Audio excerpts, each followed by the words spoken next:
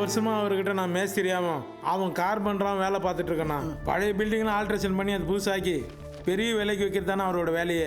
வர வருமானத்தில் எங்களுக்கு கொஞ்சம் சில்லறை கொடுப்பாருண்ணா. ஒரு நாள் வந்து இன்னும் எத்தனை நாள் தான் வேலைக்காரனா இருப்பீங்க? பார்ட்னரா வரீங்களா? இந்த அரண்மனையை வாங்க போறேன்னு சொன்னார். அதை நம்பி காசு கொடுத்தோம். இவர் தான் இந்த அரண்மனையோட ஜமீன்தார். பார்க்க பால்காரர் மாதிரி இருக்காரு. கொஞ்சம் வாழ்ந்து கேட்ட ஜமீன். தெரியுது.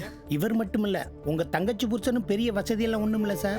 ரியல் எஸ்டேட்ல லாஸ் ஆகி கடைசியா சொந்த ஊர்லயே அரண்மனையை ரெடி பண்ணி வைக்கலாம்னு பணம் கொடுத்தாரு. 3 மாசத்துல வேலை முடிஞ்சு லாபத்தை பார்த்தலான்னு பார்த்தோம்.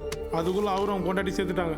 உங்ககிட்ட வாங்கின கடன் மட்டும் கிடையாது, அவர் பேங்க்ல வாங்கின கடனுக்கு கூட நாங்க தான் பொறுப்பான். அதனால போக வழி இல்லாம இங்கே கிடக்குறோம்.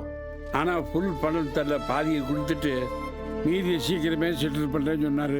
ஐயா நீங்க வேணா வாங்கின அட்வான்ஸ் திருப்பி கொடுத்துட்டு இந்த அரண்மனை வேற ஏதாவது பார்ட்டிக்கு வித்துடலாமே. ஏற்கனவே அவன் கொடுத்த பணத்தை வச்சு பழைய கடன் அடைச்சிட்டேன். இப்ப வர வேண்டிய பணத்தை வச்சு தான் என் பேத்தி கல்யாணத்தை நடத்தி ஆகணும். பணத்தை வசூல் பண்றதுக்கு தான் முதலாளியும் அவர் பேத்தியும் அரண்மனையிலேயே ஒரு ஓரமா தங்கி இருக்காங்க. நிலைமை நம்மளை விட மோசமா இருக்கும் போல் இருக்கு.